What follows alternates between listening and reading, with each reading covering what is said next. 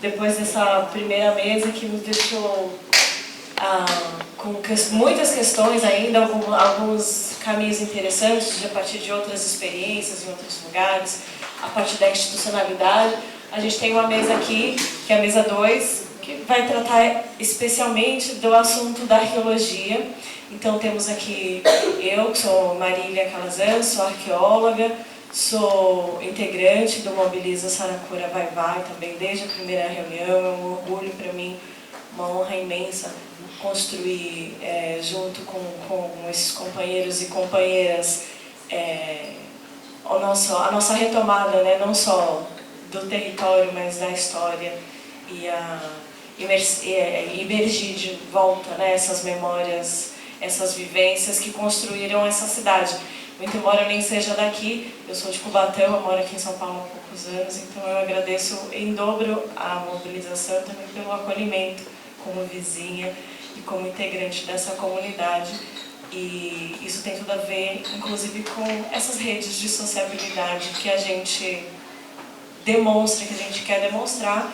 E o desafio, eu acho, para a arqueologia é conseguir encontrar, né, isso que ficou, acho que direcionado no debate da mesa 1, como a arqueologia encontra essas marcas que se foram com o tempo, como que visibiliza as coisas invisíveis, e onde estão essas marcas. Então também tenho essa honra de mediar o debate com essas especialistas aqui. A gente tem uma mesa com o Jane Crespo, que é historiadora, mestra, doutoranda e doutora, está participando online conosco.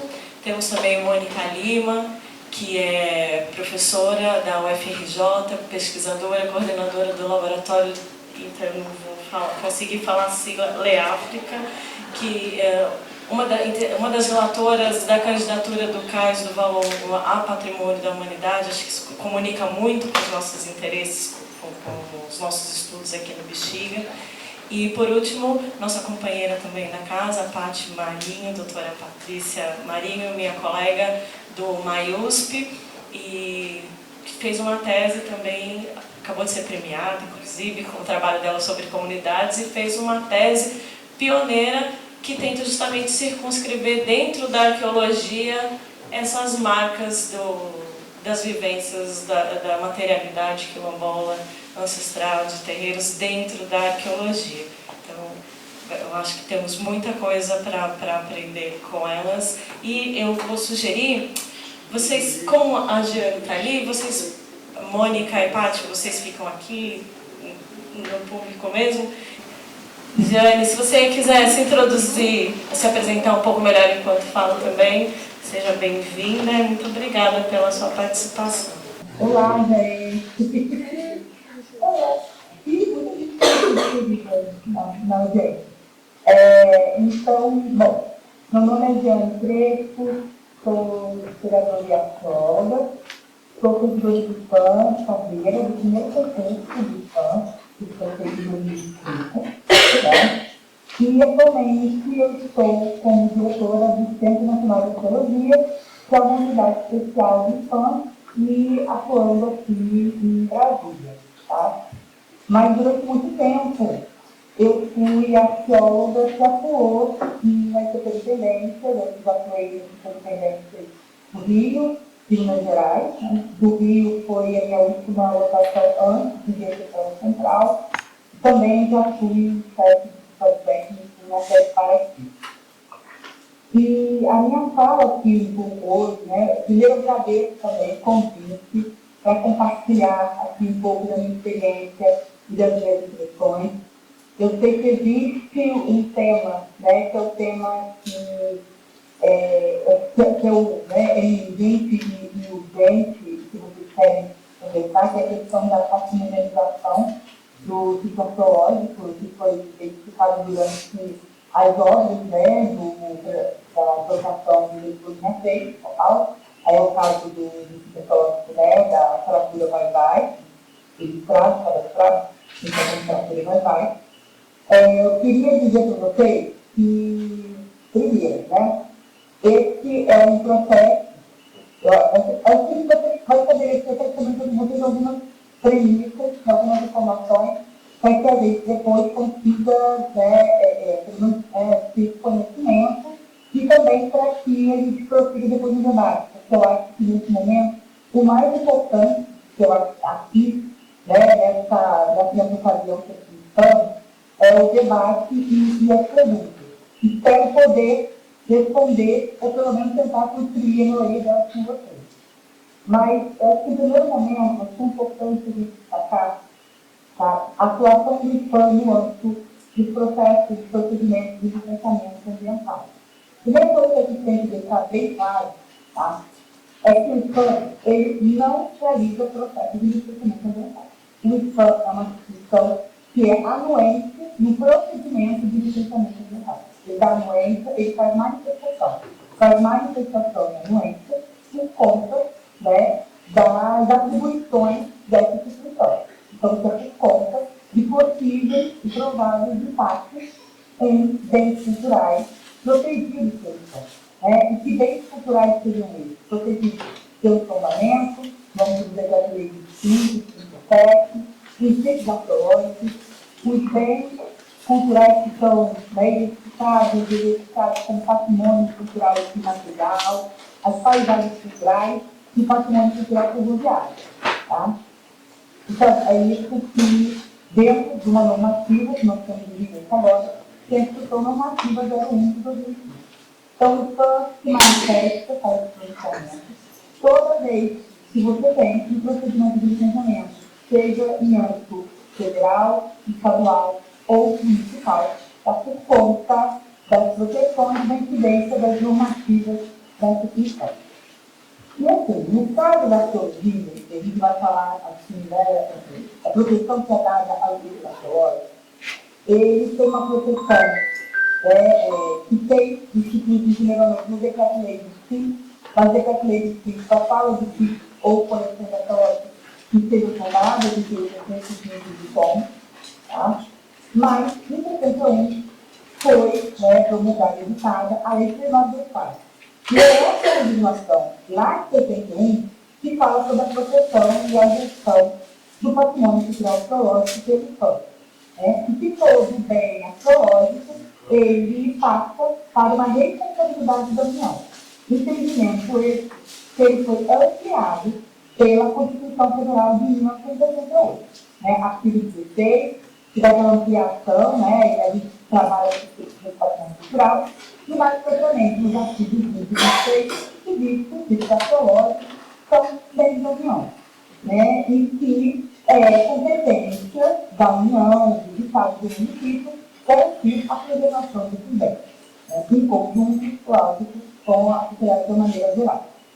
Então, essa proteção dos sítios arqueológicos, que é um instrumento que ele é tão potente, digamos assim, que o sítio não precisa ser identificado pelo IFAM, para ele estar protegido, seria os sítios que são evidenciados pela própria natureza também, é que dá, nesse processo que o IFAM se pronuncia no licenciamento ambiental, que dá essa necessidade de sempre, pela maioria dos casos, nós temos estudos prévios de impacto a esse patrimônio desenvolvido durante essa etapa. Então, são várias etapas, porque a instituição normativa, ela trabalha com a questão do potencial, de impacto e do tamanho do empreendimento. Isso, dentro de uma perspectiva da implantação territorial desse empreendimento. Então, sobre a implantação do território que a gente ou deduz, ou já sabe, que tem mais potencial, que nós tivemos outros casos de arqueológicos, que são centros urbanos, centros históricos, enfim, áreas sensíveis. Então, a gente já tem, já consegue, pelo menos, ter mais ou menos uma possibilidade de previsão que sim, aquele território pode haver e solicitar. Tá? Mas isso aí tem todo o protocolo de administrativo que é previsto nessa instrução normativa. Acontece que essa instrução, ela é feita a partir desse conceito de instituições que dão anuência durante esse processo de licenciamento ambiental. Então, ela vem muito em prol né, de assinatura de portaria interministeriais com o IBAMA, principalmente a portaria interministerial de 60 de 2015, em que vai trabalhar não só o IBAMA, mas outras instituições, né, como a instituição Palmares, como o FUNAI, como outras instituições que também tratam, né, de temáticas tanto culturais quanto sociais, e de pessoas, né, comunidades, então são questões culturais, com pessoas, comunidades, populações que podem ser interessadas durante esse procedimento de implantação de bom, então, essa questão normativa, ela tem que ser feita obedecendo mais ou menos os ritos das instituições ambientais e dos procedimentos administrativos do licenciamento ambiental. Então, isso é muito complexo. Então, vocês imaginam que um instituição que trabalha, né, com bens culturais, que tem, né, uma forte carga, né, simbólica, vários valores atribuídos, né, que envolve afetividade, que envolve essa manifestação, né, de populações, da apropriação de populações. Trabalhar, né, dentro de uma perspectiva também de licenciamento e dos tempos desse licenciamento. Tá? Então, uma das fragilidades, inclusive, dessa legislação que nós temos de período aqui, e que eu acho que é a fundamental, tá?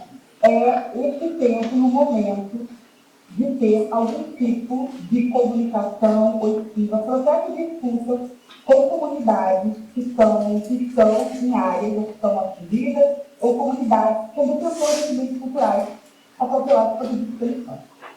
Isso, a gente não tem previsão, né, construção normativa, não tem materialidade da arqueologia, a gente tem uma brecha pelo patrimônio cultural e material, mas isso aqui não é uma segurança, isso está expressamente aí, tá? Então, por conta disso, quando a gente fez essa mudança agora do governo, né, do governo atual, foi no documento da transição do governo, foi apontada a necessidade da revisão desses estudos e desse processo, vários procedimentos de transição normativa, e foi colocada a necessidade do processo, de protocolo, de escuta, de comunidades detentoras, como tradicionais, detentoras de meios rurais, de meios urbanos, que tenham algum tipo, né, de reconhecimento de identificação de relações, sejam aí de sexualidade, sociais, espirituais, enfim, algum tipo de relação com esses bens culturais. Tá?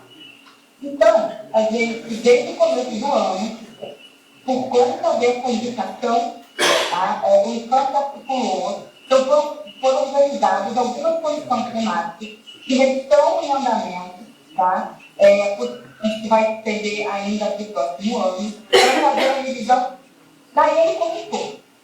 Tá? Mas é o que eu quero chegar. Existe uma comissão específica sobre os processos de disputa e processos, né, de apropriação das comunidades. E isso, tá, eu acho que é um dos pontos diferenciais mais importantes, que é um desafio da instituição. E eu ouvi um pouco, acompanhei, eu um pouquinho acompanhei que ela fala, eu estou vendo aqui, eu acho que deve ter focando no meu nome, né? Desculpa, estou falando demais. Mas 5 minutos, Jean. Desculpa, você tem que falar comigo, senão eu não. Então, eu acho que é uma das fragilidades que nós entendemos.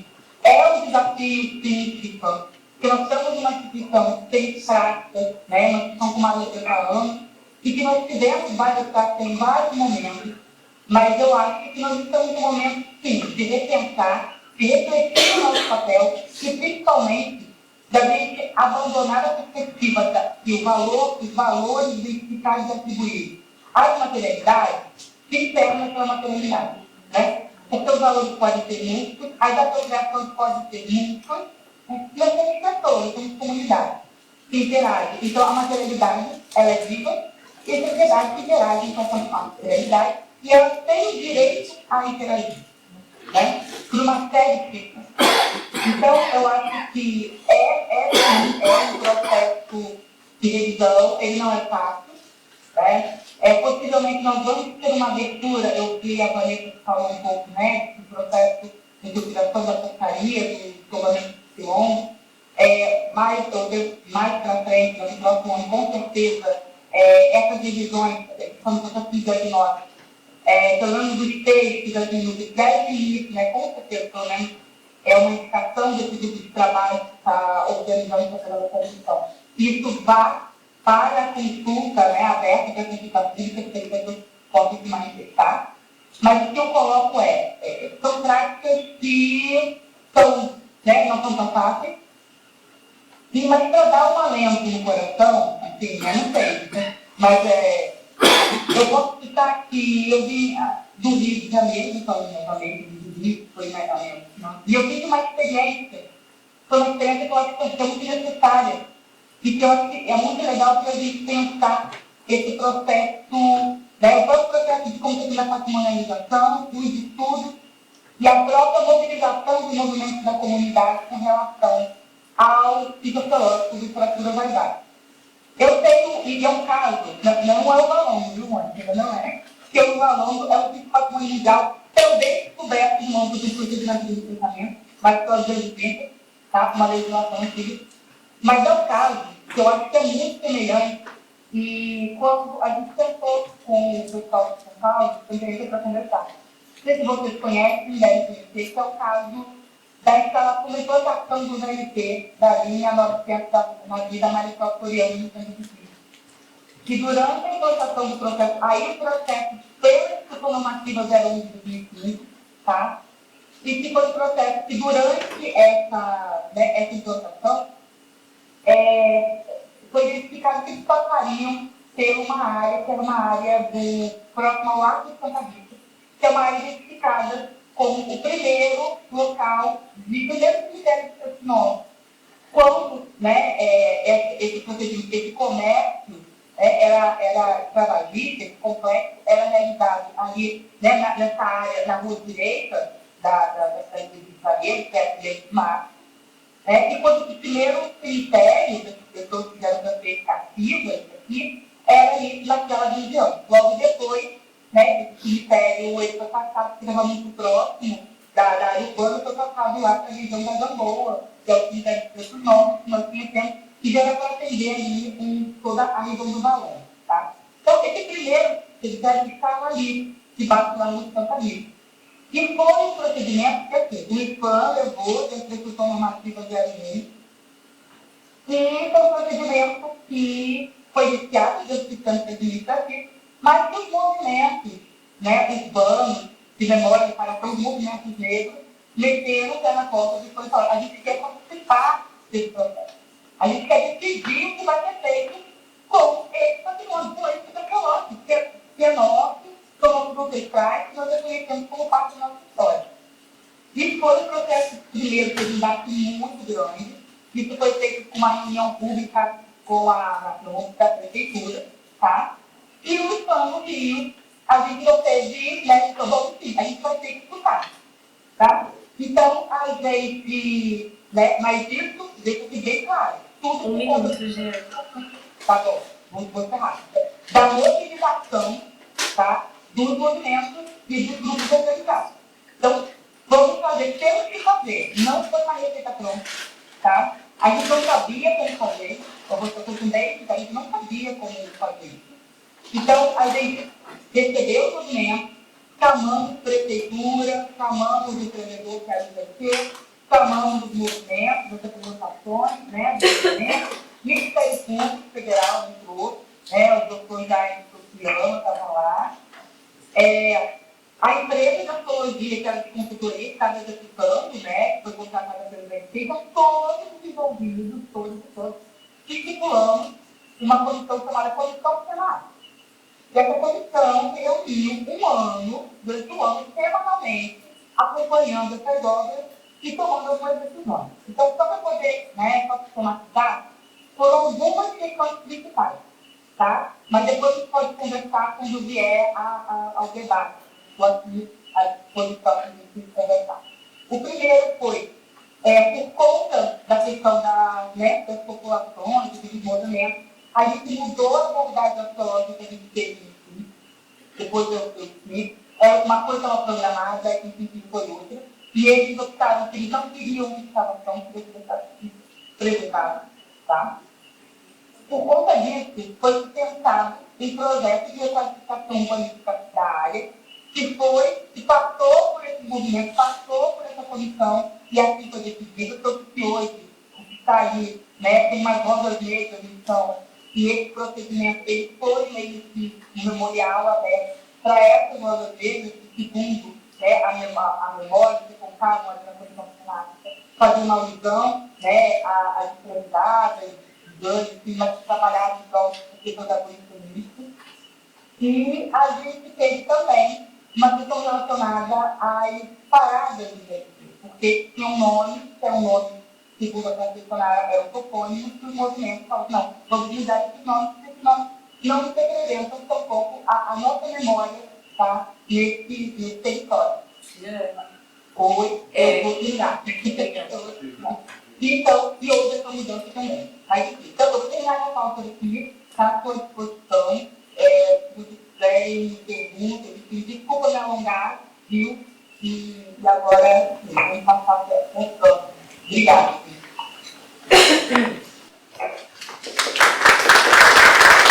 Obrigada, Giane. A nossa relação, como a companheira Flávia falou na abertura aqui do seminário, né, a mobilização o IFAM tem uma participação muito importante nessa nossa organização aqui no Bexiga, no Mobiliza, uma importância por omissão, na verdade, né? Então tem um pecado original na relação com essa instância que deveria ser protetiva, e eu acho que isso causou uma série de problemas nessa instância que a gente ainda precisa contar como protetiva, né? E a comparação com o caso do Rio de Janeiro acho relevante, não só por se tratarem de duas cidades muito grandes e também da memória da escravidão, mas também por oposição, eu imagino, porque lá se trata de uma memória da escravidão que mostra o poderio do mundo branco, né? A importância da escravidão na afirmação de Portugal e do poderio branco no mundo, na construção do mundo ocidental. No caso do Saracura aqui, acho que isso tem um desafio adicional, Jane, porque a gente precisou desde o começo afirmar que a nossa memória é de resistência, é do poder da luta e da resistência do povo preto nesse território, no coração de São Paulo, da cidade mais rica, uma das cidades mais ricas do mundo, né? É uma verdade que a arqueologia traz que é bastante inconveniente, assim. E eu acho que a gente pode tentar encaminhar as outras experiências para tentar responder também essa pergunta, né? Como do lado de cá, desse lado que nos interessa, como essas experiências assim podem nos ajudar, seja por semelhança ou por oposição. Vou chamar agora a professora Mônica Lima. A Jane continua com a gente pelo telão. Exatamente. Desculpa, Maria. Eu só quero ressaltar que a questão que eu fiz alusão ao PLC, que foi um processo do presidente, que a gente teve que explicar, porque a gente teve que explicar e não é uma prática que é fácil, a instituição, né? Mas a gente teve que explicar. De que não tem uma semelhança tanto na representatividade ou na formulação, mas sim em processo, em procedimento, em formato, né? Em formato de você criar grupos, de você criar uma perspectiva de uma gestão compartilhada, né? E de você inserir ativamente as populações que são detentoras, né? E que reconhecem esse bem dentro do processo. É difícil, sabe? Obrigada, Jane. Agora sim, professora Mônica. Bom, gente, boa noite aí. Também vou fazer minhas as palavras de outras pessoas que estiveram aqui nessas mesas. Mas agradecer esse convite, essa oportunidade, enfim. Lamentavelmente eu não pude chegar antes para poder fazer, né, visita ao local e etc. Mas antes de começar a falar do cais, todo mundo já deve ter escutado falar do cais do Valongo, das razões pelas quais ele foi patrimonializado, mas eu acho que tem algo que tem questões que ficam, que só para, se a gente for, né, enfim, de repente ler o dossiê, mais do que ler o dossiê, conversar com as pessoas, que essas questões vão poder ser destacadas.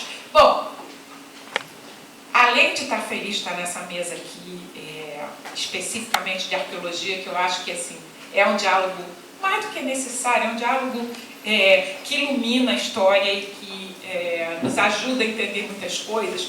Eu estou muito confortável com qualquer questão específica também da arqueologia do Valongo, está a Jeane aí. E a Jeane estava lá pertinho, ela acompanhou esse processo lá do Valongo e ela conhece também.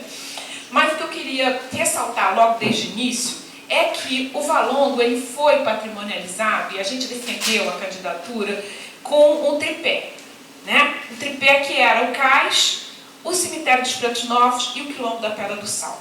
Porque a gente não, que é um quilombo urbano, né, situado ali nas proximidades do Valongo, porque a gente não entendia e não podia entender o Valongo e o cais, né, que esse reconhecimento, o tombamento, ele fosse dado apenas por aquela história lá do século XIX, de ter sido o maior porto de chegada de africanos escravizados trazidos para as Américas, né? Esse é um dado, a gente tinha esse dado, mas isso era pouco. Isso não nos fazia pouco. Claro que não é pouco, né, gente? É muito, né? Entender que aquela foi a porta de entrada para africanos e africanas escravizados que foram trazidos para esse país, né? Do total dos que chegaram vivos às Américas, 43% deu entrada em portos brasileiros e desses 43%, 60% nos portos do atual estado do Rio de Janeiro, sendo o porto da cidade o maior deles. E eles não ficavam todos no Rio, eles vinham para Minas Gerais, eles vinham para São Paulo, eles vinham para o sul do Brasil, né, eram trazidos e levados para esses lugares. Então é uma porta de entrada. Mas isso não explicava o que era o cais. O cais tem uma história que, vamos dizer assim, que se explica pela continuidade da presença negra no entorno do cais, e uma continuidade da presença negra que se traduziu não apenas em resistência, mas em afirmação.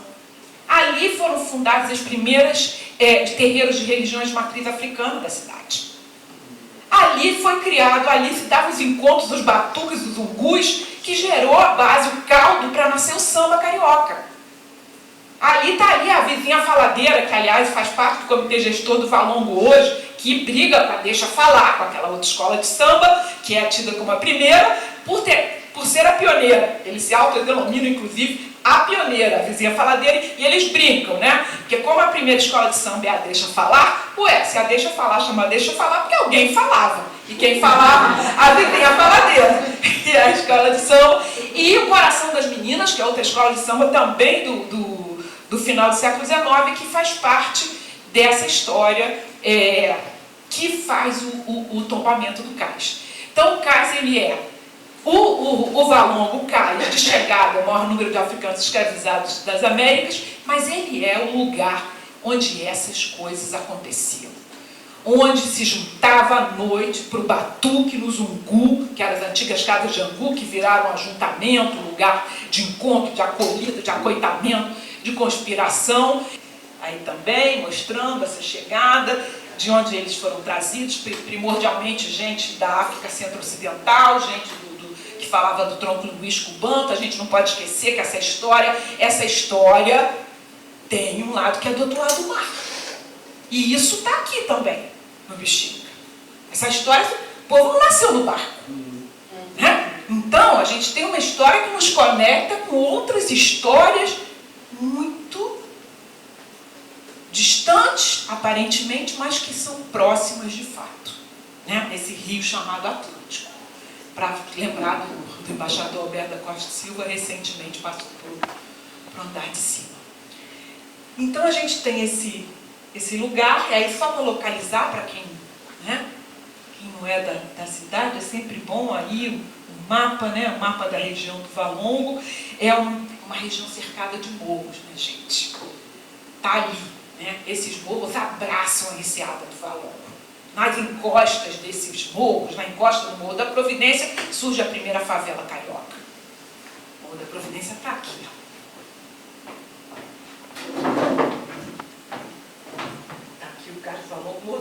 Providência está aqui, que eles chamaram de Morro da Saúde, que na verdade o Morro da Providência é uma continuação do Morro do Livramento. São dois morros. É o Morro da Conceição, que nessa virada para cá ele é chamado de Morro do Valongo, o Morro do Livramento, onde cresceu, passou seus primeiros anos de infância Machado de Assis, e esticando é o Morro da Providência. Então a gente tem todas essas histórias conversando com a história do Cais. E tudo isso foi fundamental de ser levantado. Não sem razão a gente juntou, né? Porque o Cais do Valongo, aí isso talvez fosse a primeira coisa que eu devia ter falado, mas tudo bem, não vai ser a primeira coisa. O Cais do Valongo, ele é um sítio arqueológico.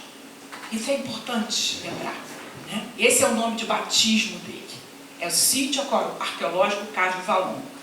E ele nasce com essa qualidade. Ele foi encontrado. Se sabia da existência do Valongo, não sabia exatamente onde ele estava.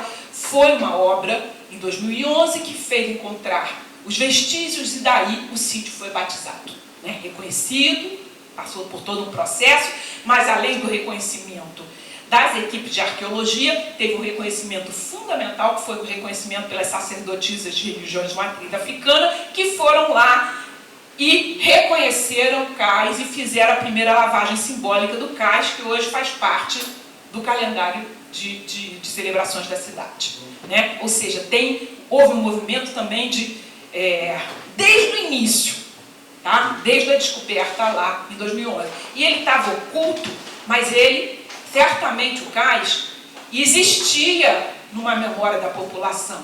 Eu sempre lembro, não posso deixar, né, estou num território como esse, pensando na vai-vai, no samba, eu sempre lembro que em 1976, o Valongo, enterradinho, ninguém tinha a localização dele precisa, Djalma Sabiá, que era um grande compositor acadêmicos do Salgueiro, um griot, na verdade, ele fez um samba do Valongo, falando do Cais do Valongo, quando nenhum livro de história naquele momento falava. Então estamos falando disso. Estamos falando desse cais que foi, né? Que está aí, com o tripé que eu falei, né? Esse tripé, que é o cemitério de Pretos Novos, que é o tripé que traz o quilombo da Pedra do Sal, sem o qual a candidatura não se sustenta. E a outra coisa que o Valongo lembra, além, evidentemente, do infame comércio, né, do mercado escravizado, de toda essa dor, sim, o Valongo é um sítio que lembra a dor, mas ele é um sítio que lembra a resistência, a afirmação. De frente para o cais tem o prédio do Docas Pedro II, outro prédio patrimonializado, no qual se encontram guardados os containers com centenas de milhares de objetos resultantes das escavações arqueológicas. Uma poderosíssima cultura material a ser desbravada, são centenas de milhares, a Jane não vai me deixar mentir, não vai dizer, está exagerando, não estou não. E esses objetos, que não são os que estão nesse prédio em frente ao cais, não são só do cais, mas existem no mínimo 100 mil peças só do Cais do Valongo. Uma parte delas hoje está exposta no Museu de História e Cultura Afro-Brasileira, uma pequena exposição, mas muito emocionante, em que se pode, né, quase que ouvir as pessoas e senti-las por meio daqueles objetos. E a outra experiência rica, além que nos faz pensar nessa região, como essa região viva de presença africana e negra ao longo do tempo, para além das 4 décadas em que o cais funcionou, se traduziu na experiência do Conselho Consultivo do Valongo, que foi anterior a esse Pequena África da Jeane. Eu não posso deixar de pensar que essa experiência do Valongo, ela repercutiu no que aconteceu nas Rosas Negras. Por quê? Foi criado um conselho consultivo com participação da comunidade, do movimento negro, de associações locais, e esse conselho consultivo, ele trabalhou com a gente o tempo todo na escrita do dossiê. A gente escrevia o rascunho do dossiê de candidatura, mandava para esse conselho consultivo com um monte de gente, com 30 pessoas, que ia desde o acadêmico da universidade ao líder da comunidade local, enfim, a entidade do movimento negro, um monte de gente naquele conselho consultivo, em reuniões calorosíssimas, e ali a gente, essas notícias, desde as notícias do que trazia arqueologia, do que trazia história, do que trazia pesquisa, eram discutidos junto com o texto que a gente estava escrevendo. Então, a cada momento, aquele texto era revidado por essas pessoas. A gente foi reescrevendo em reuniões. Nossa, foi uma experiência que vale contar esse making off, quentíssimas, né? até a finalização do dossiê. Então, essa é uma experiência que eu acho que reverberou hoje em dia. Existiu antes de ser, né, no período em que o comitê gestor do caso do Valon teve desativado por conta de uma lei no início do governo Bolsonaro. Isso deu uma refreada, mas logo no final, nos últimos anos, foi criado um Círculo do Valongo pela prefeitura, pela área de luta contra a discriminação racial da prefeitura, que fez com que essa discussão novamente adquirisse um lugar de comunidade. A Regiane estava nessas reuniões do Círculo do Valongo, e hoje a gente tem o comitê gestor com 30 pessoas e representantes de diferentes entidades. Então, a gente tem essa participação popular, não apenas no processo de construção da candidatura, na escrita do dossiê, como posteriormente na construção dessas formas de gestão. Está longe de ser fácil, mas esse é um espaço. A letra do Djalma Sabiá, um trechinho para vocês lembrarem. Esses personagens que circulam pela região. A gente tem aí o João da Baiana, que nasceu no Rio de Janeiro, filho de uma das muitas baianas que migram para a cidade na segunda metade do século XIX. O Prata Preta, que é esse líder da revolta da vacina, né, a maior rebelião urbana da cidade do Rio de Janeiro, que também é na região, né? A revolta da vacina, ela está no processo de tombamento, ou seja, a gente traz essas histórias todas para essa história. Aí o Sindicato dos Estivadores, com a sua diretoria, a primeira diretoria do Sindicato dos Estivadores da região, que faz a primeira grande greve na região, é uma diretoria negra, toda negra, até seu advogado. Então a gente tem uma arqueologia das histórias, né? Dessa arqueologia dos saberes, dos conhecimentos, dos personagens, que dialoga com os objetos, que dialoga com aquilo que a materialidade traz, né? Além, é claro, do trabalho de elaboração da candidatura, ele se alimentou de entrevistas que foram feitas com a comunidade, entrevistas mesmo, história oral daquela na veia, porque a gente sabia que não bastava o Valongo do passado, tinha que ter a memória do Valongo no presente, os significados que ele passava a ter para aquela história. Ele é nosso patrimônio, gente, essa riqueza é nossa, assim como é o Bexiga, é nosso, aquele grande nosso, sabe aquela riqueza que a gente recebe dos nossos antepassados, que é essa resistência, essa afirmação, essa criação, e que a gente precisa se apropriar dessa riqueza para que a gente seja finalmente um povo melhor, né? Mais rico no que há de melhor, que é o reconhecimento da sua própria identidade e pertencimento. Obrigada.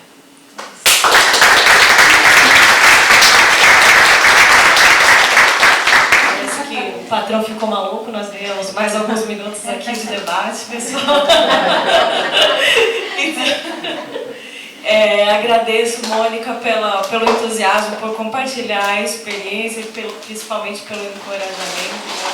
Acho que dá uma ideia do que a gente tem pela frente, do que a gente pode conquistar junto, né? Aqui e articulado com outras mobilizações em torno do patrimônio da natureza. O Gianni também falou como a gente instrui, né, os órgãos legais a partir da nossa experiência de luta e de organização. Eu acho que a primeira mesa também deixou claro isso, que o quilombo não é só uma coisa que a gente herda, mas também uma ação política, uma maneira de se organizar hoje para sempre, né? tem algumas perguntas ainda, mas acho que a gente pode juntar, fazer aquele juntadão de perguntas no final. Eu vou chamar a Paty Marinho agora para fazer a fala dela. Paty. Saravá, meu povo, eu saúdo os meus mais velhos, os meus ancestrais, é só por conta da luta deles que eu estou aqui hoje. Meu nome é Patrícia Marinho de Carvalho, eu vou ser Paty Marinho.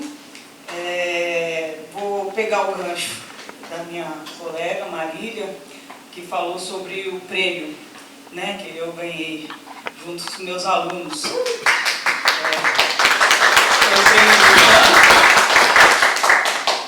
Foi o prêmio do IFAM por um artigo que eu escrevi junto com alunos da UFPEL, da Universidade Federal de Pelotas, quando eu passei lá antes da pandemia, em 2019, dando aulas de arqueologia da diáspora africana. A gente fez uma disciplina e nessa disciplina a gente, como trabalho de conclusão da disciplina, a gente escreveu um artigo juntos, né? Então foi um artigo escrito por 9 pessoas, né? E essa disciplina que a gente organizou, porque ela foi organizada por nós, a professora e estudantes, né? Eles selecionaram esses artigos, alguns artigos, né, para a gente ler. Eu levei alguns artigos, obviamente, mas eles também trouxeram para dentro da disciplina aqueles artigos que eles gostariam de discutir, né, enfim. Mas, então foi desse artigo o prêmio, né? Eu preciso falar um pouco sobre a minha pesquisa, né? Meu trabalho aí de graduação, de mestrado e doutorado. Eu sou graduada em Ciências Sociais pela FEFELESH. Demorei muitos anos para me formar. Eu entrei com 25 anos na universidade, eu já era mãe, então eu trabalhava 8 horas por dia, aquela labuta, né?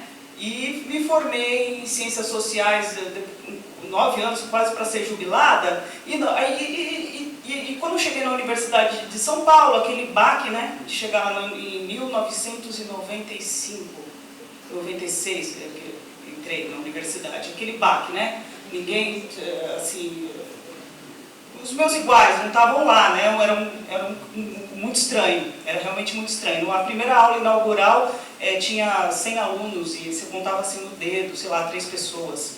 2, eu tinha visto 2. Aí, a primeira audiência pública do Saracura, veio uma moça me procurar e falou, eram 3, eu estava lá também. Então, era outros tempos, assim, né?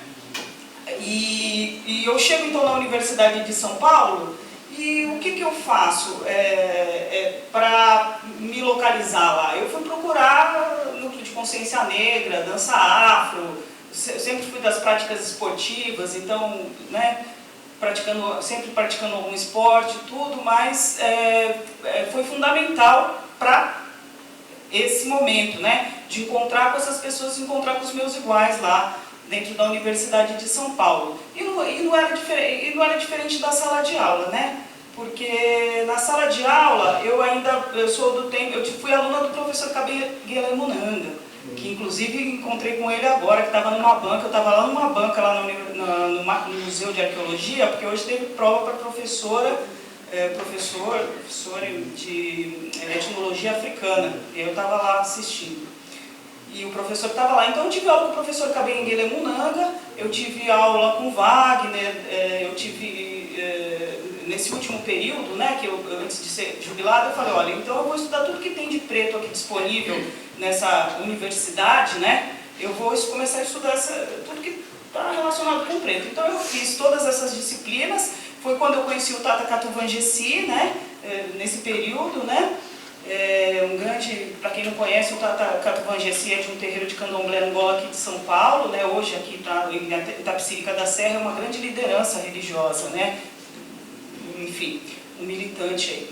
E o Tata, então eu fiz amizade com o Tata Katuvanjesi e a gente então começou a pensar o processo de africanização e tudo aqui nos candomblés de São Paulo, então eu entrei por aí. E aí eu comecei a pesquisar as árvores, as plantas, né? Porque também tem a minha história pessoal, familiar, a minha família do interior, a planta era uma coisa muito presente na nossa casa, eu gostava muito de plantas e tudo, e no candomblé é aquela coisa, né? Tantas plantas usadas nos rituais, etc, etc.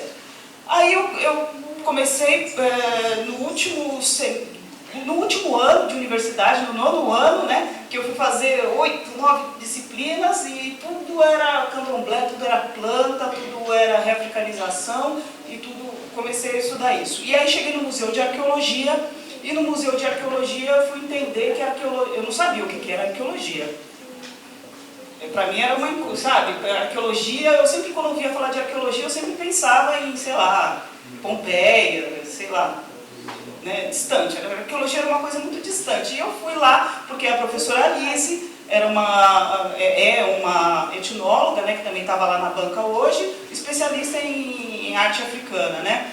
E fui fazer uma disciplina com ela e nessa disciplina foi que eu fui entender a importância da arqueologia e foi aí que eu olhei e falei, poxa vida, se a gente tem documentos históricos, né, que muitas vezes eles são escritos, muitas vezes não, né, na grande maioria deles, foram escritos pelo escravista, né, pelo colonizador, e de repente eu tenho a oportunidade de estudar sobre o meu povo a partir da materialidade, daquilo que eles construíram, que eles transformaram, que eles deixaram, né, aquela pegada, eu falei, nossa, é isso, eu quero estudar arqueologia, né, eu quero ler esses materiais de alguma maneira. E foi assim que eu comecei na arqueologia. E nessa pegada de materializar, eu ainda pensava na época assim, mas eu estou estudando candomblé, como que eu vou materializar as coisas aqui? Eu estudo planta, um mundo simbólico, eu não consigo materializar isso, eu preciso ir para uma comunidade remanescente de quilombo, porque lá eu vou encontrar materialidades, né? Materiais, né? Cultura material, era esse conceito, que na época que eu pensava nesse conceito de cultura material. E aí fui pesquisar o quilombo do Boqueirão em Vila Bela da Santíssima Trindade, que foi a primeira capital do Mato Grosso.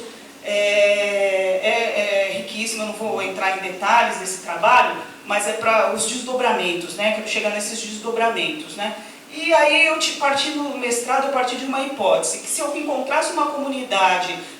porque, deixa eu só voltar um pouquinho. Quando eu estava lá no finalzinho da graduação, eu fiz uma iniciação científica relâmpago com a Lise e descobri os processos que levaram os africanos e as africanas quando chegaram aqui, encontraram com uma outra vegetação, né, porque nem todas as plantas, algumas plantas vieram para cá, teve esse comércio de plantas e tal, mas o que aconteceu? Porque os rituais precisavam acontecer, e cada divindade tinha sua planta, né, suas plantas, suas raízes, etc. E aí quando eles chegaram aqui, como é que foi?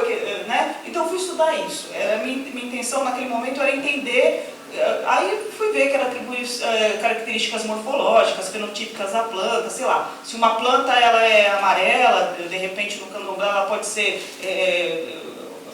relacionada a uma divindade, uma flor amarela, pode ser no candomblé de Oxum, amarelo, ouro, etc. Na Umbanda também está relacionado com Iansã, o amarelo, enfim. Esse tipo de comparação. Aí eu pensei, se eu chegasse no mestrado, né, se eu chegasse numa comunidade remanescente de quilombo, né, onde que o modo de vida ainda fosse bastante tradicional, onde a força da palavra, né, nessa situação eu encontrar significação simbólica, elementos da natureza, em especial as árvores, né, na época eu estava pensando só nas árvores, eu ia encontrar isso, que as pessoas estariam, né, atribuindo significação semelhante àquelas plantas por conta dessa herança ancestral, né, esse conhecimento ancestral, esse saber ancestral. E foi isso mesmo que aconteceu. Eu cheguei lá, o pessoal em Vila Bela da Santíssima Trindade não tinha comunidade afro-religiosa, né? A grande maioria das Vila Bela da Santíssima Trindade, né? Todo mundo era católico, né? Sim, as pessoas conheciam, sabiam, as pessoas iam para Cuiabá, frequentavam terreiros em Cuiabá, havia notícia disso, mas não existia lá essa prática. Os mais velhos, que eram os mais praticantes, já haviam falecido, muitos deles, né, enfim. E aquela população ali, muita gente se tornando evangélica, né? também, naquele comecinho lá, então esse mundo subjetivo, né, porque eu chegava lá e perguntava sobre as plantas e significação simbólica, né, então quando você vai conversar com uma pessoa que foi evangelizada, assim, né, pentecostal, essa coisa, esse mundo simbólico já não faz mais sentido para eles, porque, sei lá, é Deus que fez tal, não sei o quê. E enquanto que as pessoas ainda, os católicos principalmente, né, esse catolicismo popular e tudo, as pessoas atribuem significação. A espada de São Jorge tem poder. Os quintais de Vila Bela da Santíssima Trindade, os quintais não tinham, os quintais evangélicos, vamos chamar assim, não tinham espada de São Jorge, por exemplo, Comigo Ninguém Pode, que são plantas super comuns, né? Então,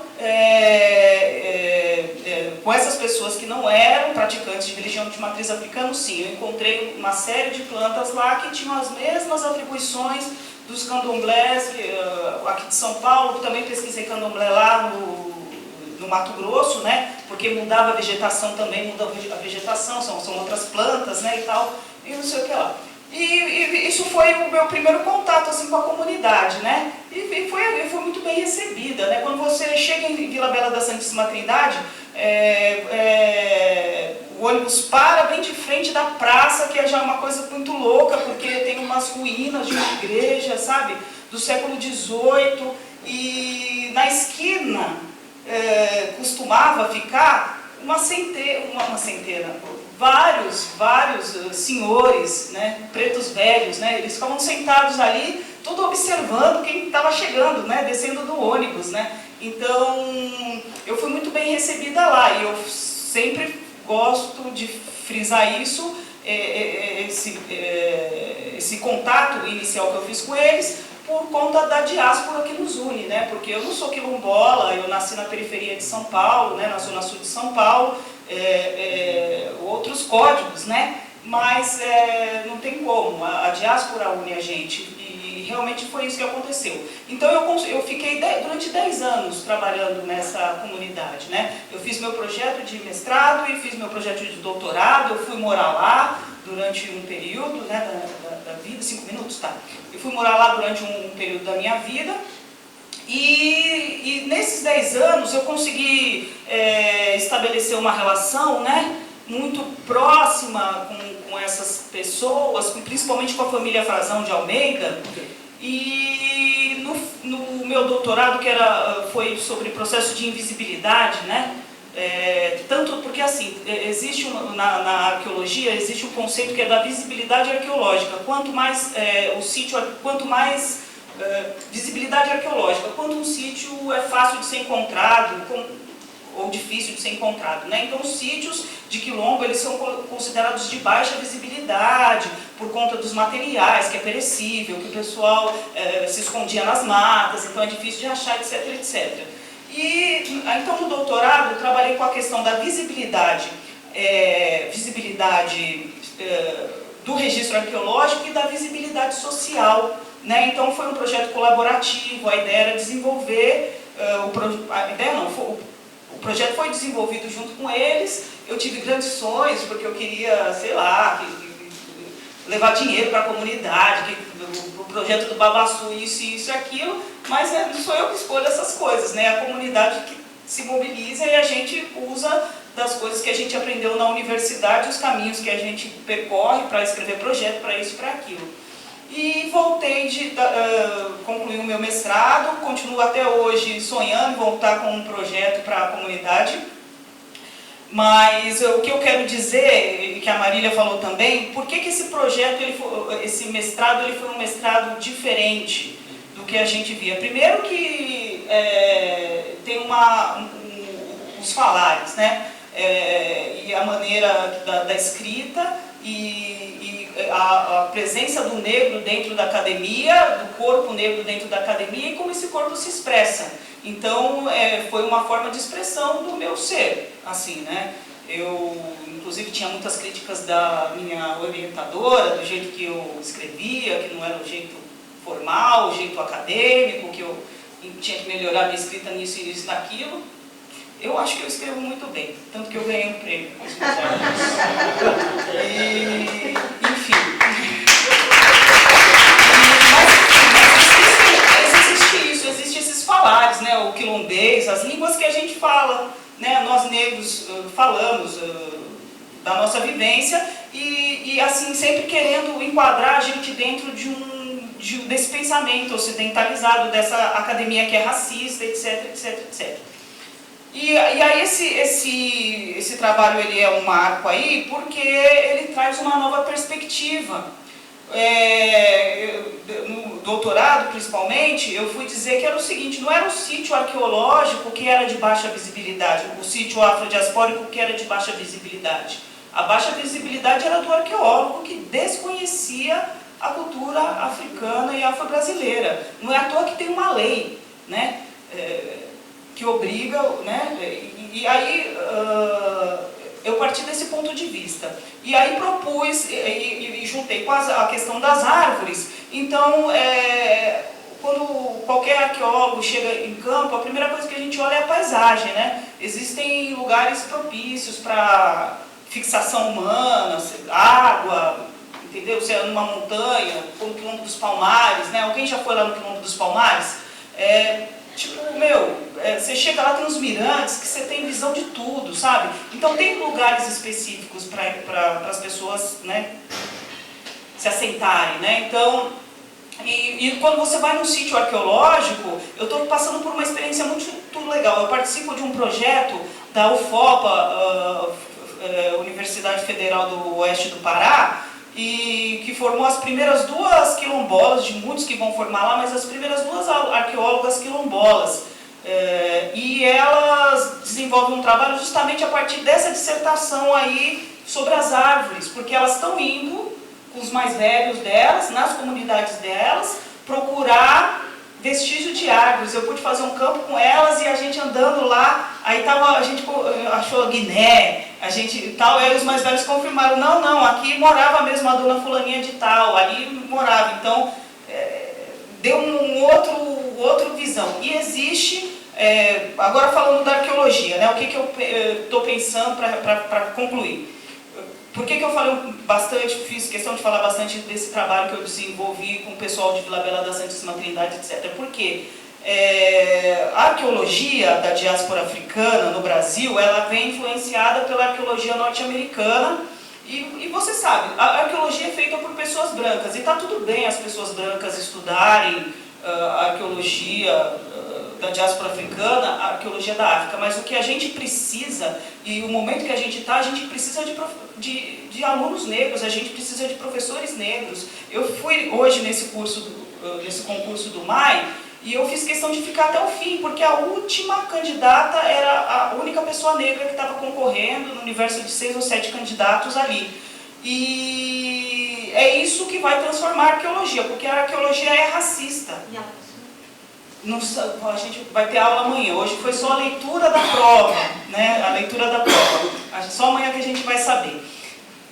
E aí o que acontece? O que a gente tem enfrentado aqui no Saracura?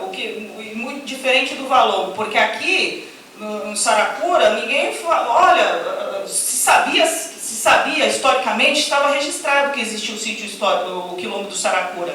Então as pessoas nunca se pararam para pensar, e a arqueologia realmente não parou para pensar sobre isso. Então a gente vem, quero falar também dessa nova geração de arqueólogos que estão vindo, estudantes.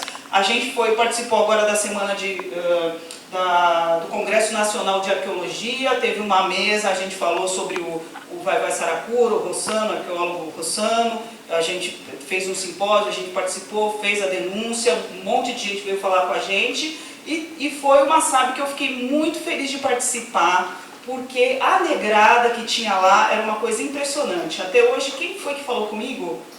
O Eduardo Neves, que apareceu lá nos últimos dias. Ele virou para mim, que é um professor nosso, muitos anos na arqueologia, aí ele vira e fala assim, poxa vida, quando que você pensa numa SAB com esse...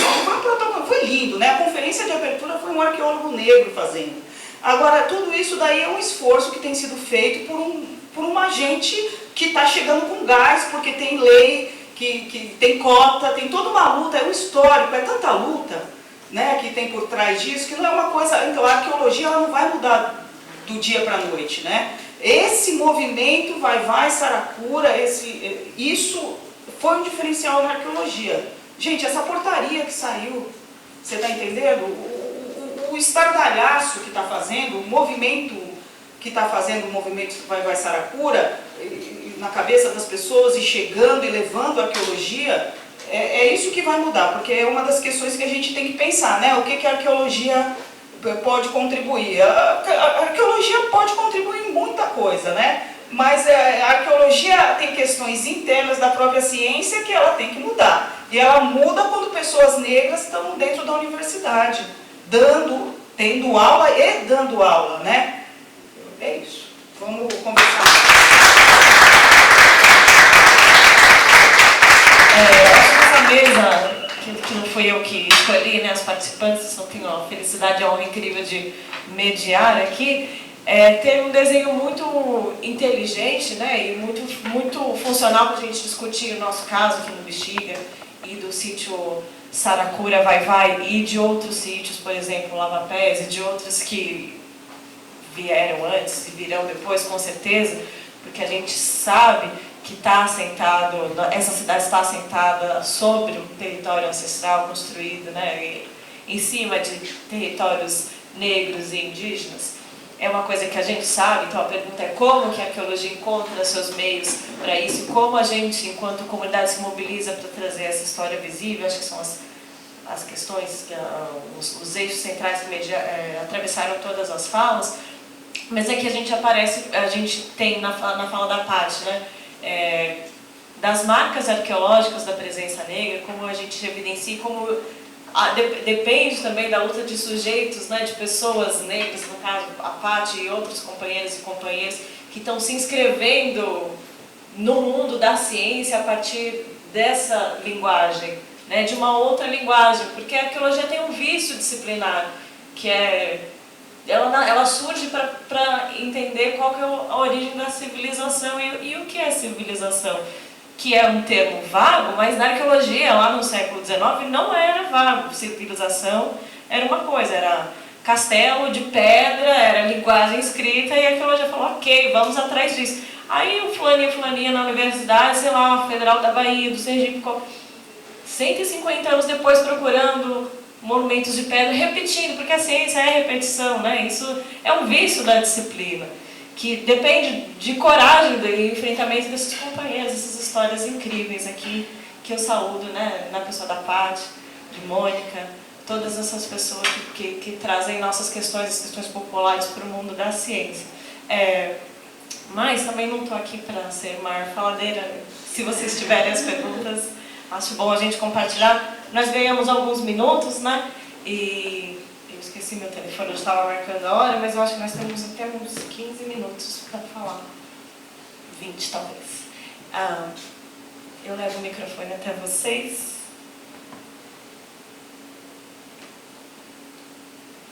Eu posso fazer algumas perguntas para começar?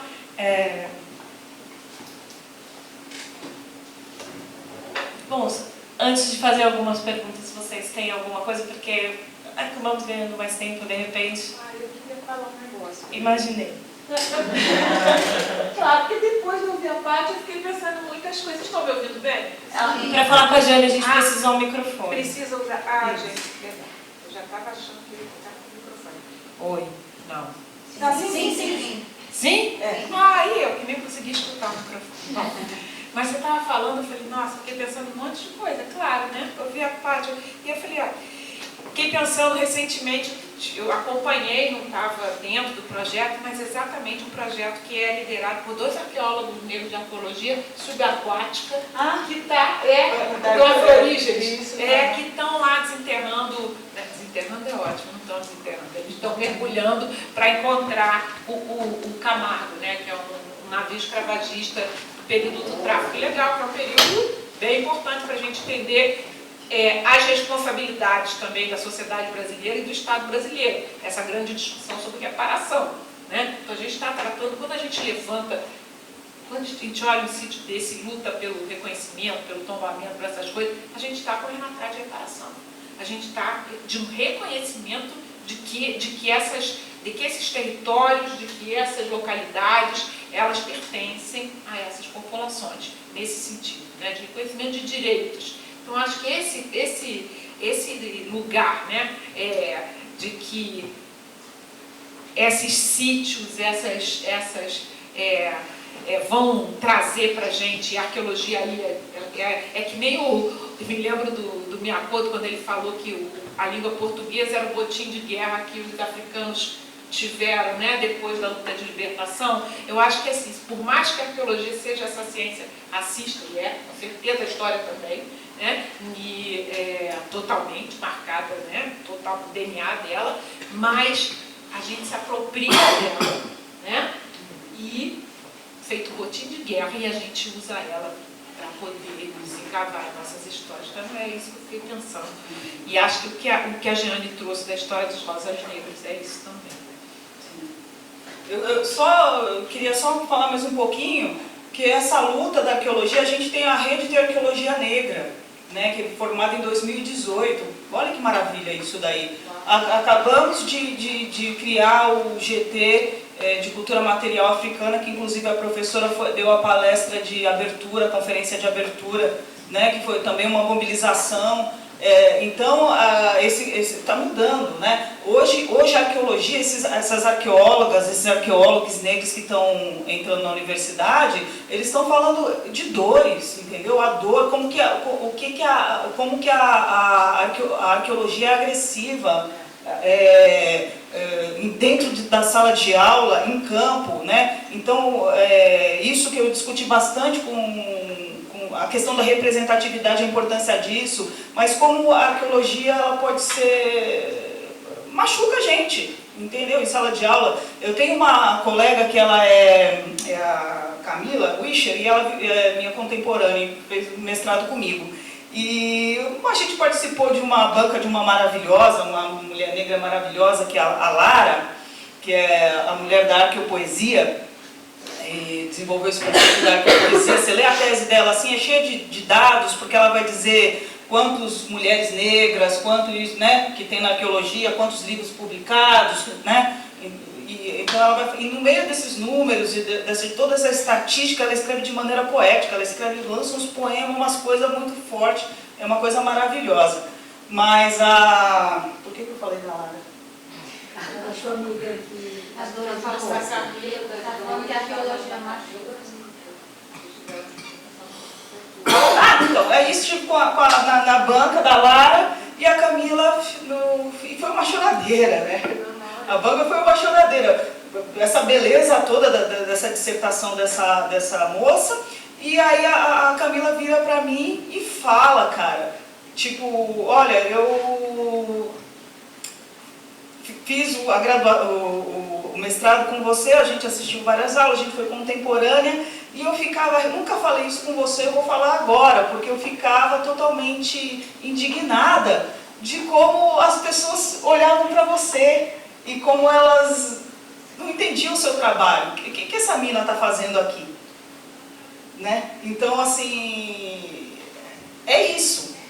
Eu também sentia isso, né? Sempre senti, desde a graduação, a vida inteira, a vida inteira a gente sente isso. Porque ser negro é uma coisa que não é assim, sei lá, você carrega na pele, você não é assim, tirei a roupa e não sou mais preta. Não, eu sou preta, entendeu? Então é coisa que a gente carrega dentro, então dentro da universidade e tal. E dentro da universidade, dentro da arqueologia, esse movimento que está tendo também, de colocar isso para fora, essas dores, essa denúncia, né? Isso é reparação também. E aí a gente é acusado de não fazer arqueologia por causa disso. Ainda tem que ouvir desaforo, né? E é errado, né? Não é só desaforo, é errado mesmo. É errado. Tem uma pergunta. Não, prometo ser bem rapidinho.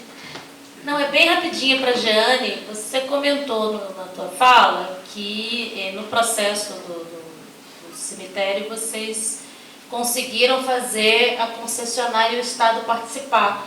Eu queria saber qual foi o mecanismo, porque aqui o Estado de São Paulo e a Aciona estão ignorando, inclusive, as convocações do IPHAN. Tá. Me desculpa? Sim. Bom, primeiro eu confesso que se de repente vocês, né, eles apagam pelo IPHAN, tá, gente? Então eles apagam as luzes às 9 horas. Então pode acontecer tá? De vocês só escutar minha voz. Mas tudo bem, não é difícil. Brasília, gente, Brasília é um mundo à parte, né? Mas assim, é uma boa questão, tá? Bom, a gente estava num momento, não que o Rio de Janeiro seja uma municipalidade mais fácil, não foi, tá? Mas muito contou, eu acho que, apesar de nós termos o procedimento técnico, esse tipo de reunião faz parte de uma mobilização política, sim, tá? Então, eu acho que a gente conseguiu contar com a presença do município do Rio, né? Porque vai ter uma concessionária que está ligada ao município do Rio. Muito por conta da própria articulação, tanto o peso dos movimentos negros, né? Que se articularam e que tinham, né, instituições de peso também importantes dentro da estrutura da municipalidade. A Mônica até falou, né, da questão de Valonga. Então, você tem lá a Secretaria da Promoção da Igualdade Racial muito presente, tá? E atuante, mas lembrando que foi um período, e o VLT foi 2018, já foi no período de prefeitura, na Prefeitura do Rio, né, com o Marcelo Crivella, tá? Então, o que contou muito também foi uma pressão e uma articulação do IPAM, tá? Nós tínhamos como superintendente uma servidora do IPAM na época, mas que era uma pessoa que tinha uma capacidade também de articulação. Então, eu acho que ali a gente teve, né, essa questão da articulação do IPAM, mas principalmente da articulação e da pressão do movimento. Então, a gente conseguiu, né, a gente ali, os movimentos, tá? Então, a gente conseguiu essa participação. Mas não foi fácil, eles faltaram algumas reuniões, tá? O VLT participou mais, porque eles estavam também interessados que o presidente saísse, tá? A Prefeitura do Rio, ela apareceu, mas foi em momentos bem pontuais.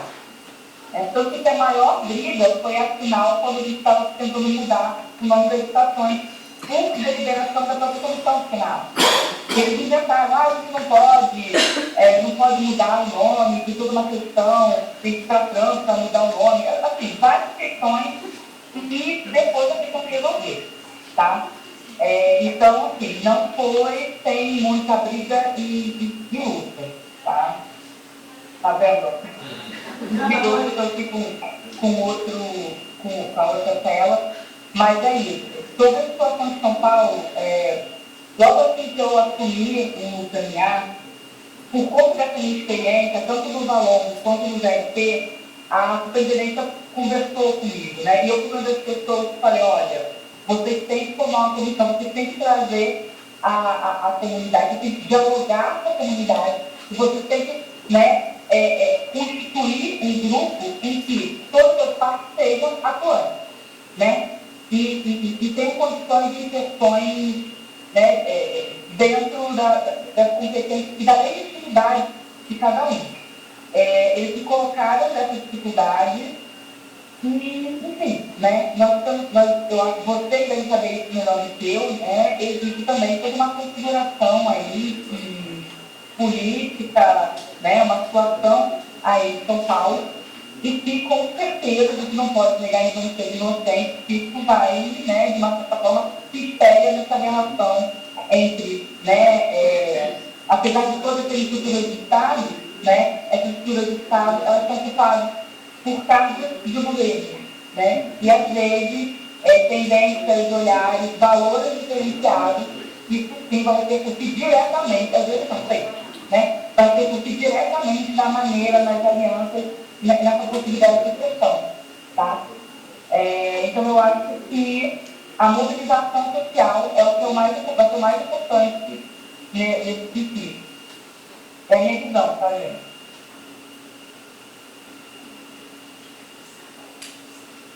Vocês conseguiram escutar? Sim, consegui. Escutamos. Obrigada. Mais perguntas? A gente já passou 15 minutos da programação, mas a gente ainda tem um tempo. Daí estou propondo aqui negociar, né, da disponibilidade de vocês, do interesse também de ficar, que senão nós podemos encerrar aqui também. Uma pergunta. Usa o microfone para a Giane ouvir, por favor. Eu podia fazer um anúncio aqui, enquanto está fazendo as perguntas, né? Só que retomando a fala da Paz, e que eu estive na tarde, a gente estava discutindo na mesma mesa, Paz. A gente falou o telefone, quando você ganhou o prêmio, eu falei contigo, a gente almoçou na mesma mesa, e eu não tinha ligado que você era a ganhadora. E Paz estará conosco na sexta-feira, que vai ter a cerimônia da entrega do prêmio Isaac Faria, né, que é um prêmio que ele, né, premia essas boas práticas, né, principalmente em relação à preservação do patrimônio cultural. E nesse ano nós tivemos uma temática específica, que é a arqueologia, né, das memórias arqueológicas e também das populações indígenas, trabalhando sempre com processos de arqueologia colaborativa, com educação patrimonial, com mobilização e participação social ampla, democrática, né, e com legitimidade e representatividade. Então, a Paty estará com a gente, então já, né, parabéns, Paty. Obrigada. Espero, né, seja bem-vinda a Brasília quando vier. E esse prêmio, a gente vai fazer uma divulgação e vai ter uma transmissão no vídeo. Depois eu vou passar para os organizadores do evento, tá, o link para quem quiser ir da audiência acompanhar o prêmio e as falas. Eu acho que vai ser muito importante para a gente, tá bom? Eu vou fazer a pergunta, eu sou o Rafael. Na verdade é uma curiosidade que eu tenho. Porque quando soube-se que aqui em São Paulo as obras do metrô estavam em cima de um sítio arqueológico, as obras continuaram, né? O IPHAN permitiu que as obras continuassem. E eu, pesquisando a história do Rio de Janeiro, do Valongo, do cemitério dos Pretos Novos, na rua Pedro Ernesto e também de Santa Rita, eu acho que foi isso que eu li, assim, que as obras tiveram que parar para que houvesse um estudo, né, arqueológico, para que depois as obras de infraestrutura pudessem continuar. Eu queria saber o que aconteceu, se foi isso mesmo, se parou as obras ou não, e como que isso funciona, né? Parou, gente. Parou. As obras foram paradas. Inclusive, isso foi um debate, não foi, assim, foi nada fácil não, né? Quando achou lá o sítio, né? Então porque estava previsto uma outra coisa para aquela avenida onde encontraram os vestígios do CAT, né? E no início a prefeitura, inclusive, falou, não, vamos abrir aqui uma janelinha, uma janela arqueológica, né? Eu estou botando janelinha só de maldade, mas tem que falar uma janela. Por aí mesmo.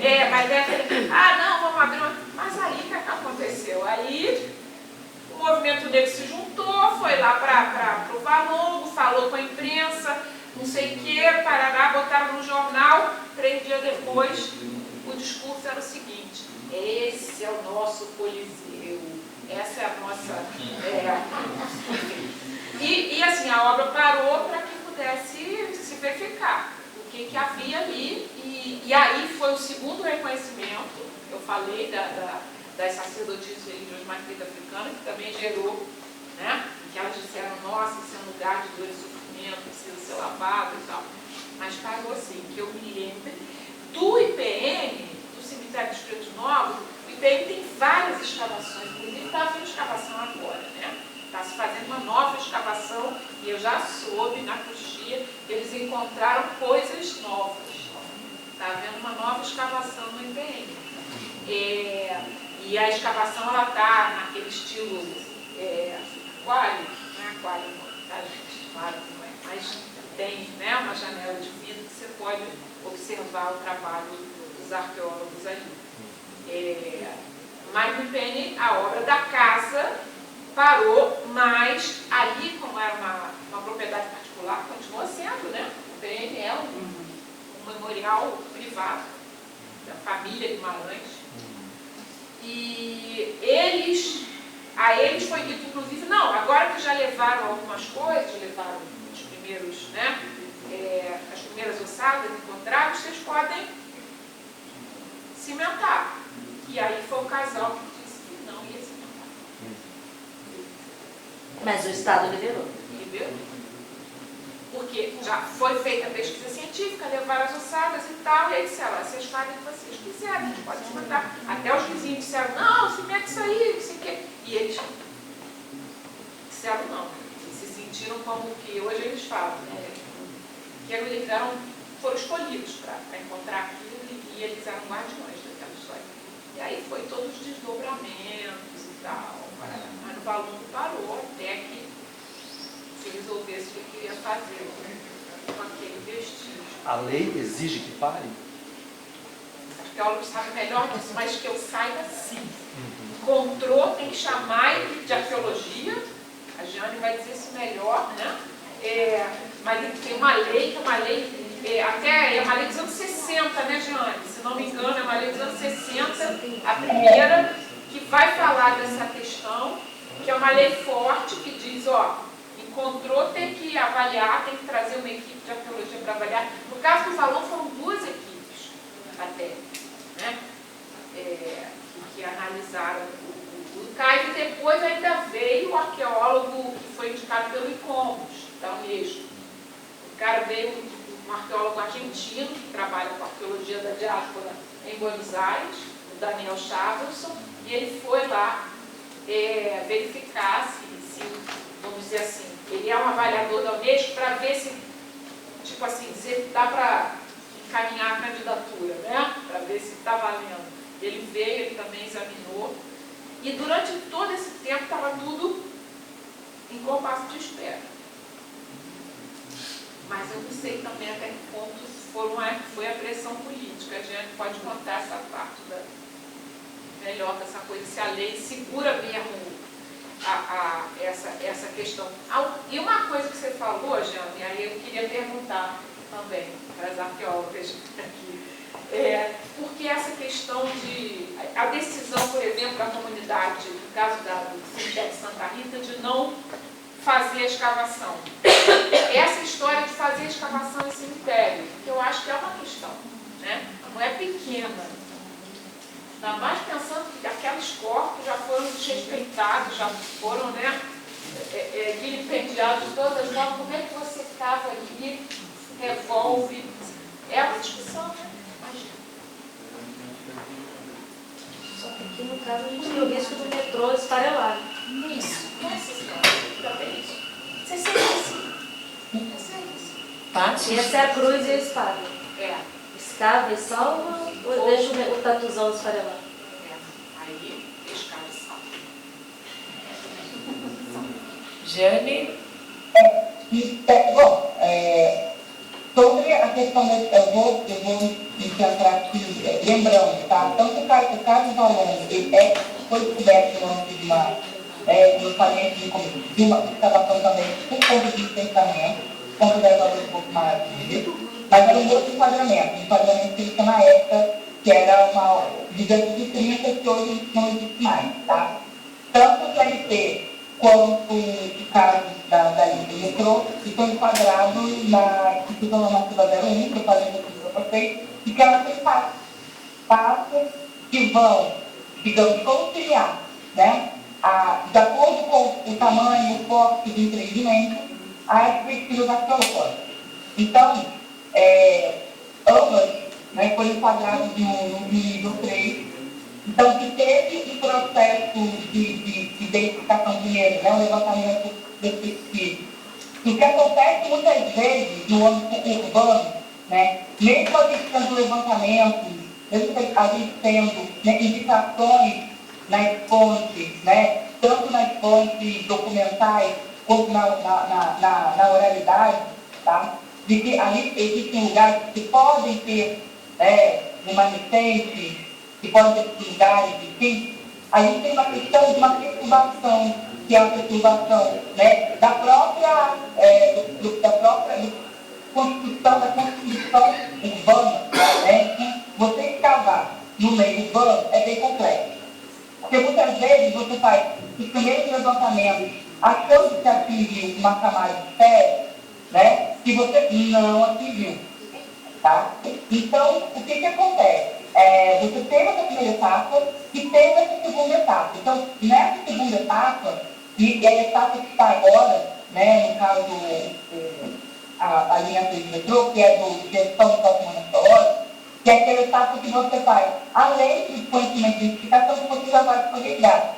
Né? E assim, lembrando que esse é um processo que está tudo levado pelo pretendente, né, no Estado, porque é um licenciamento estadual.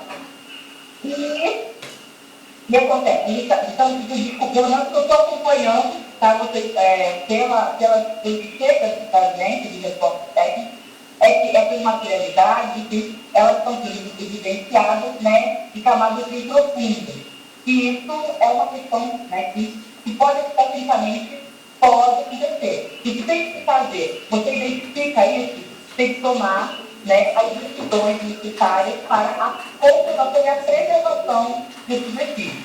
Quais vão ser? Aí vai depender muito, né, da discussão de materialidade, né, da questão da relação com esse segmento, enfim, são outras decisões técnicas previstas no normativo. Tá? Agora, o que eu acho que é todo diferencial, que foi um diferencial na Santa Rita e que parece que vai ser um diferencial nesse caso do literatura Vazai, é a mobilização, né, é a inserção e a possibilidade da comunidade, né, de dialogar e interagir participativamente dessa decisão desse projeto. Tá? Obrigada, Jane. A gente precisa encerrar. Eu imagino que eu já estou oferecendo a disponibilidade ali, mas imagino que Patrícia, Mônica e Jane estarão também felizes em ter outros momentos, né, talvez, para estar em contato conosco com as nossas questões que veio depois que a gente deitar a cabeça no travesseiro e acordar. E peraí, devia ter perguntado isso. Queria agradecer muito a presença das três, de cada um de vocês, a atenção de vocês, os companheiros e companheiras do Mobiliza Saracura Vai, também os aliados e aliades da causa, tem as nossas camisetas ali para quem e também as questões da institucionalização, que a gente tem problema e tem potência em todas as frentes, né? Isso mostra também a força e também os desafios da nossa mobilização. Queria agradecer de novo o Gabriel, Flávia, na pessoa deles, todo o pessoal envolvido na organização dessa mesa. Bons caminhos, pessoal. Obrigada.